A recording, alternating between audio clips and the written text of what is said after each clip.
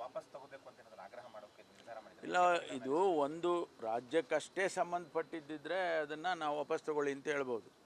ಇಡೀ ದೇಶಕ್ಕೆ ಸಂಬಂಧಪಟ್ಟಿರ್ತಕ್ಕಂಥದ್ದು ಈಗ ಅವರು ಪ್ರಾರಂಭ ಮಾಡಿದ್ದಾರೆ, ನಿನ್ನೆಯಿಂದ ಶುರುವಾಗಿದೆ. ನಮ್ಮ ರಾಜ್ಯದಲ್ಲಿ ಸುಮಾರು 66 ಕೇಸು ನಿನ್ನೆ ಸಂಜೆ 10 ಗಂಟೆ ಒಳಗೆ ರಿಜಿಸ್ಟರ್ ಆಗಿದೆ ಹೊಸ ಕಾನೂನಡಿಯಲ್ಲಿ. ಬೆಂಗಳೂರು ಸಿಟಿಯಲ್ಲಿ ಕೂಡ 20-25 ಕೇಸ್ಗಳು ರಿಜಿಸ್ಟರ್ ಮಾಡಿದ್ದಾರೆ. ಮುಂದೆ ನೋಡೋಣ ಎಷ್ಟು ಲಕ್ಷಾಂತರ ಕೇಸಸ್ಗಳು ರಿಜಿಸ್ಟರ್ ಆಗ್ತಾ ಇರುತ್ತೆ. ಇನ್ಮೇಲೆ ಆ ಹೊಸ ಕಾನೂನಿನ ಅಡಿಯಲ್ಲಿ ಆಗಬೇಕು. ನಾವೆಲ್ಲ ನಮ್ಮ ಸಿಬ್ಬಂದಿಯವರಿಗೆಲ್ಲ ತಯಾರಿ ಕೊಟ್ಟಿದ್ದೇವೆ. ಅವರು ಕೂಡ ಕಲ್ತ್ಕೊಳ್ತಾರೆ. ಒಂದೆರಡು ತಿಂಗಳು ಬೇಕಾಗ್ತದೆ ಅದೆಲ್ಲ ಸರಿ ಮಾಡ್ಕೊಳ್ಳೋದಕ್ಕೆ. ಸತ್ಯಾಗ್ರಹ ಮಾಡಿದ್ರೆ ಆತ್ಮಹತ್ಯೆ ಕೇಸ್ ದಾಖಲು ಮಾಡುವಂಥ ಅಂಶ ಎಲ್ಲ ಅದರಲ್ಲಿ ಅನೇಕ ವಿಚಾರಗಳಿದ್ದಾವೆ. ಅದು ಈಗ ನಾನು ಡೀಟೇಲ್ ಆಗಿ ಬೇಕಾದರೆ ಒಂದು ದಿನ ನೀವೆಲ್ಲ ಚರ್ಚೆ ಮಾಡೋಣ, ಒಂದು ಡಿಬೇಟ್ ಮಾಡೋಣ. ಕೆಲವು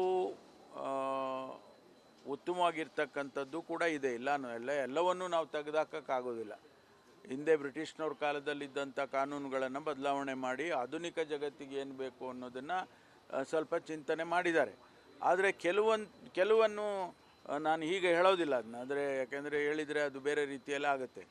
ಕೆಲವುಗಳು ಕಾನೂನಿನ ಪ್ರೊವಿಷನ್ಸ್ ಏನಿದೆ ಅದು ನಮಗೆ ಇವತ್ತು ಸರಿಯಾಗಿ ಕಾಣಿಸೋದಿಲ್ಲ.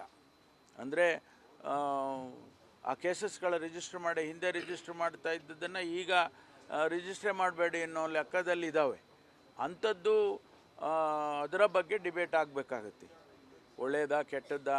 ಈಗ ನಾವು ಯಾವುದೋ ಒಂದು ಕಾನೂನು, ಈಗ ನಾವು ಕೆಲವು ವ್ಯಕ್ತಿಗಳನ್ನ ಇವಾಗ ಅರೆಸ್ಟ್ ಮಾಡಿ ನಾವು ಕ್ರಮ ತಗೊಳ್ತಾ ಇದ್ದೀವಿ, ಇನ್ವೆಸ್ಟಿಗೇಷನ್ ನಡೀತಾ ಇದೆ.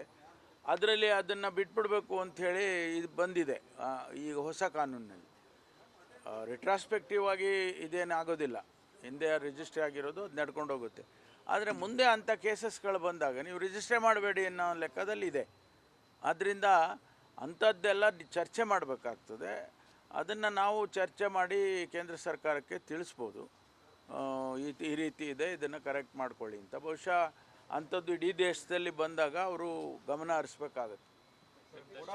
ದೊಡ್ಡ ಮಟ್ಟದ ಹಗರಣ ಆಗಿದೆ, ಕೇವಲ ಅಧಿಕಾರಿಗಳ ವರ್ಗಾವಣೆ ಆಗಿದೆ, ತನಿಖೆ ಆಗ್ತಾ ಇಲ್ಲ ಅನ್ನೋಂಥದ್ದು ಆರೋಪ ಬರ್ತಾ ಇದೆ. ಇಲ್ಲ, ವರ್ಗಾವಣೆ ಅವರನ್ನು ಅಲ್ಲಿಂದ ಸ್ಥಳಾಂತರಿಸೋದು ಏನಕ್ಕೆ ಅಂದರೆ ಅವರು ಎವಿಡೆನ್ಸಸ್ ಏನಾರು ಇದ್ದರೆ ಅದನ್ನು ನಾಶ ಮಾಡ್ತಾರೆ ಅಂತೇಳಿ ಸಾಮಾನ್ಯ ಪ್ರಕ್ರಿಯೆ ಅದು. ಮುಂದೆ ಅದು ತನಿಖೆ ಮಾಡಿದಾಗ ತನಿಖೆಯಲ್ಲಿ ಡಿಪಾರ್ಟ್ಮೆಂಟಲ್ ಎನ್ಕ್ವೈರಿ ಮಾಡ್ತಾರಾ ಅಥವಾ ಪೊಲೀಸಿಗೆ ಕೊಟ್ಟು ಪೊಲೀಸಿಂದ ಎನ್ಕ್ವೈರಿ ಮಾಡಿಸ್ತಾರಾ ಗೊತ್ತಿಲ್ಲ ನನಗೆ.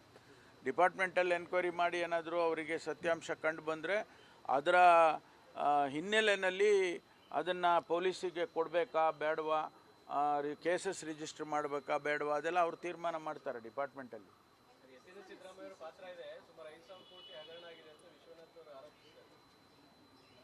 ಅವರು ಕೆಲವರು ಹೇಳಿದ್ದೆಲ್ಲ ಸತ್ಯ ಅಂತ ಅಂದ್ಕೊಳ್ಳೋಕ್ಕಾಗಲ್ಲ. ನಾವು ತನಿಖೆ ಮಾಡಿ ಅದರ ಬಗ್ಗೆ ವಿಚಾರಗಳು ಇನ್ನು ಬೆಳಕಿಗೆ ಬಂದ ಮೇಲೆ ಅದನ್ನು ಯೋಚನೆ ಮಾಡೋಣ.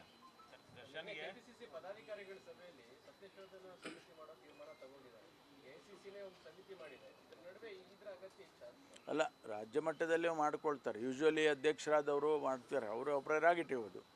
ಅಧ್ಯಕ್ಷರ ಕೆಲಸ ಏನು? ಮತ್ತು ಅಧ್ಯಕ್ಷರು ಅವರಿಗೂ ಅದೊಂದು ಅಕೌಂಟೆಬಿಲಿಟಿ ಅವ್ರಿಗೂ ಕೂಡ ಇದೆ. ಆಮೇಲೆ ACCನವ್ರು ಮಾಡೋದೇ ಬೇರೆ. ACCನವ್ರಿಗಾಗಲೇ ಅವರು ಒಂದು ಕಮಿಟಿ ಮಾಡಿದ್ದಾರೆ, ಅವರು 10-12 ಬರ್ತಾರೆ ಅಂತೇಳಿ ಸುದ್ದಿ ಇದೆ. ಅದು ಅವರು ಇಡೀ ದೇಶದಲ್ಲಿ ಯಾವ್ಯಾವ ರಾಜ್ಯಕ್ಕೆ ಎಲೆಕ್ಷನ್ಗೆ ಹೋದಂಥ ರಾಜ್ಯಗಳಿಗೆಲ್ಲ ಮಾಡಿದ್ದಾರೆ. ಆದರೆ KPCC ಅಧ್ಯಕ್ಷರು ಅವ್ರದ್ದೇ ಆದ ರೀತಿಯಲ್ಲಿ ಒಂದು ಕಮಿಟಿಯನ್ನು ಮಾಡ್ತಾರೆ, ನಾನು ಮಾಡಿದ್ದೆ. ಆ ರೀತಿ ಅದು ಅವರ ಪ್ರೆರಾಗೇಟಿವ್ ಅದು. Thank you.